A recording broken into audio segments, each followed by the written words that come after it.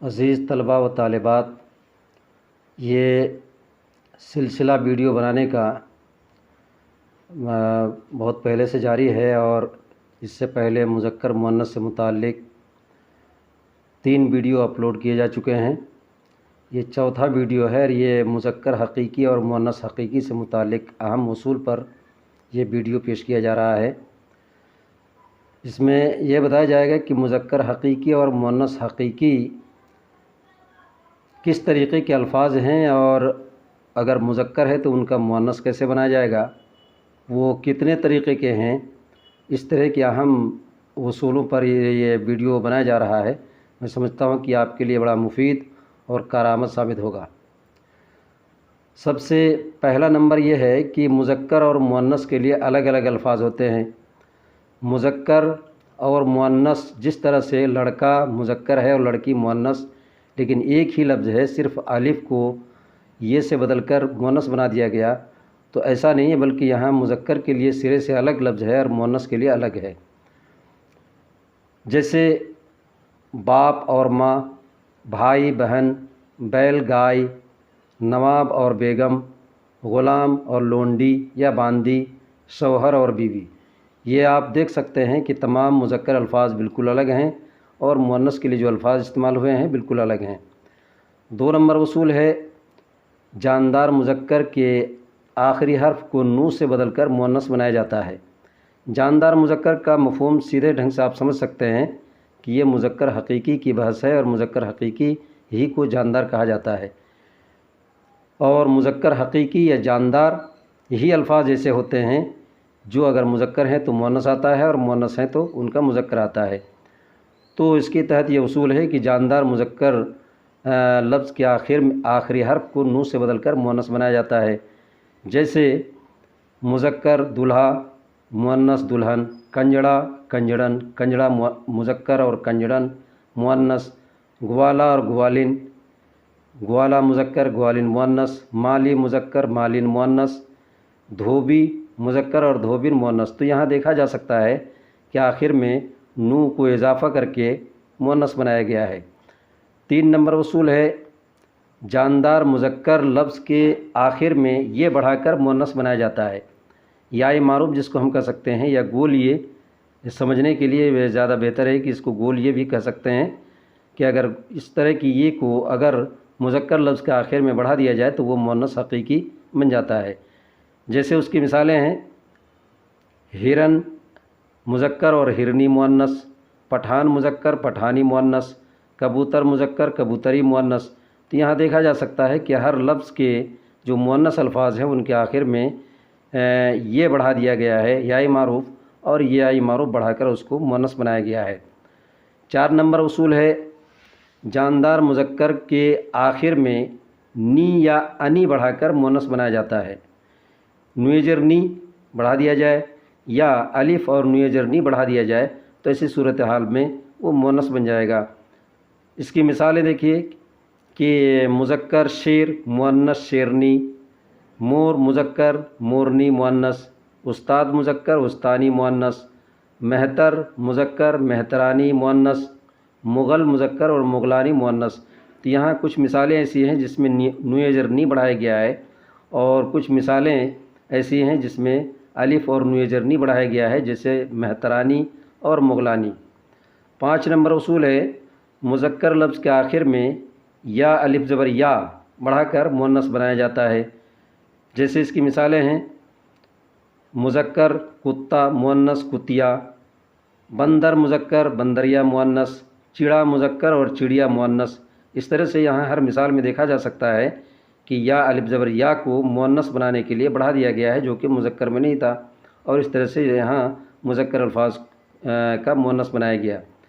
6 number اصول، مذکر اسم خاص کے آخر میں نو یا یہ بڑھا کر بھی مؤنث اسم خاص بنایا جاتا ہے۔ یہاں اسم خاص کا مطلب اسم معرفہ پراپر ناؤن مراد ہے، اور اگر وہ مذکر ہے تو مذکر اسم خاص کا جو مؤنث بنے گا وہ بھی اسم خاص بنے گا۔ ایسی صورت میں اگر مذکر کے آخر میں نو یا یہ بڑھا دیا جاتا ہے تو وہ مؤنث اسم خاص بن جاتا ہے۔ جیسے رحیم ہے، मुअन्नस उसके लिए रहीमन, अमीर मुज़क्कर अमीरन मुअन्नस, मुहम्मदी मुज़क्कर मोहम्मद मुज़क्कर और मुहम्मदी मुअन्नस, मुराद मुज़क्कर मुरादिन मुअन्नस। इस तरह से 7 नंबर उसूल है। अरबी मुज़क्कर लफ्ज़ के आखिर में हा लगाकर मुअन्नस बनाया जाता है। ये एक मुकम्मल और जामे उसूल है कि अगर अरबी अल्फाज हैं और उनका मुज़क्कर बनाना है तो बिल्कुल वाज़ेह अंदाज से बड़ी आसानी से आप समझ सकते हैं कि सिर्फ़ छोटी हा को मुज़क्कर लफ्ज़ के आखिर में अगर इजाफ़ा कर दिया जाए तो ऐसी सूरत हाल में उसका मुअन्नस बन जाएगा। ये बड़ा कामिल और जामे उसूल है। इस उसूल से कोई भी चीज़ खारिज नहीं है। इस तरह से उसकी मिसालों से हम वाज़ेह अंदाज से समझ सकते हैं। मुज़क्कर सुल्तान मुअन्नस सुल्ताना, मलिक मुज़क्कर मलिका मुअन्नस, आलिम मुज़क्कर आलिमा मुअन्नस, मोमिन मुज़क्कर मोमिना मुअन्नस। इस तरह से हज़ारों मिसालें जो कि उर्दू में ऐसे अरबी अल्फाज मुस्तमाल हैं, इस्तेमाल हो रहे हैं और ये महसूस तक नहीं होता कि वो अरबी अल्फाज हैं। तो ऐसी सूरत हाल में एक सवाल पैदा होता है कि आखिर उनके मुअन्नस बनाने का उसूल क्या होगा। तो सादे अंदाज से बड़े आसानी से आप समझ सकते हैं कि सिर्फ छोटी हा बढ़ाकर मुअन्नस बनाया जा सकता है। 8 नंबर उसूल है फ़ारसी मुज़क्कर अल्फाज जो उर्दू में बकसरत मुस्तमाल हैं। कहने का मतलब ये कि ऐसे बेशुमार अल्फाज जो कि फ़ारसी के हैं और उर्दू में उनका कसरत से इस्तेमाल हो रहा है और महसूस तक नहीं होता कि ये फ़ारसी के अल्फाज हैं। अगर उनका मुअन्नस बनाया जाए तो उसका उसूल ये है कि उनका उर्दू ज़बान में भी मुअन्नस फ़ारसी ही की तरह पढ़ा जाता है। इसमें बग़ैर किसी तब्दीली के कि उर्दू ज़बान में इस्तेमाल है इसलिए इसमें कुछ तब्दीलियाँ पैदा की जाएँ, लाई जाएँ और उसके बाद फिर मुअन्नस की कुछ अलग शक्ल हो, ऐसी कोई बात नहीं है। बल्कि जिस तरह से फ़ारसी में मुज़क्कर फ़ारसी अल्फाज के मुअन्नस इस्तेमाल हो रहे हैं, बिल्कुल उसी तरीके से उर्दू में भी ब्याइन ही उन अल्फाज का फ़ारसी ही की तरह इस्तेमाल होगा। जैसे बैग मुज़क्कर बेगम मुअन्नस, खान मुज़क्कर खानम या खातून मुअन्नस, फ़िरोज़ मुज़क्कर और फ़िरोज़ा मुअन्नस। तीन तमाम मिसालों से हम बखूबी समझ सकते हैं कि मुज़क्कर अल्फाज जो कि फ़ारसी हैं उनका मुअन्नस अगर इस्तेमाल करना हो और उर्दू ज़बान में हम इस्तेमाल करते रहे हैं तो ऐसी सूरत हाल में इसका सिर्फ़ यही है कि जिस तरह से फ़ारसी में वो मुस्तमाल हैं मुअन्नस की शक्ल में, मुअन्नस के तौर पर, उसी तरह से उर्दू में भी उनका इस्तेमाल होता रहेगा। 9 नंबर उसूल है कि जिस तरह मुअन्नस गैर हकीकी में लकड़ी, साड़ी, गाड़ी, टोपी वग़ैरह को मुअन्नस पढ़े जाने की अलामत ये है या मारूफ़, इसी तरह मुअन्नस हकीकी में भी ये मारूफ़ या मारूफ़ तानीस की अलामत है। इसको हम इस तरह समझ सकते हैं कि एक मुअन्नस गैर हकीकी है, यानी ऐसा लफ्ज़ जिसको मुअन्नस इस्तेमाल तो किया जाता है लेकिन उसका मुज़क्कर नहीं आता।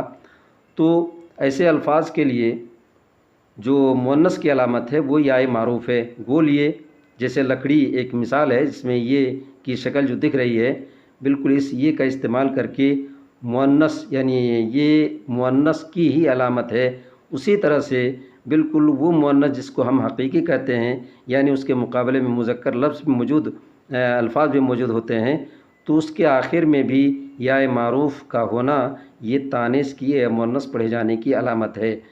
तो ये कुछ उसूल जो हैं ये मेरे ख़्याल से बड़े अहम उसूल हैं।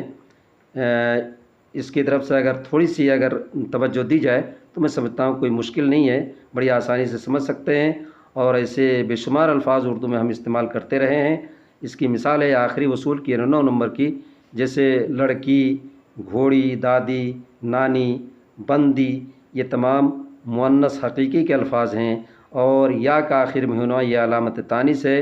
बिल्कुल उसी तरीके से जिस तरह से मुअन्नस गैर हकीकी में या मारूफ़ का आखिर में आना अलामत तानीस है। आज वीडियो यहीं तक ख़त्म करते हैं। इंशाअल्लाह फिर ये मुज़क्कर और मुअन्नस से मुतालिक और भी बहुत कुछ बाकी है, अगले वीडियो में उन तमाम को पेश किया जाएगा इंशाअल्लाह। शुक्रिया।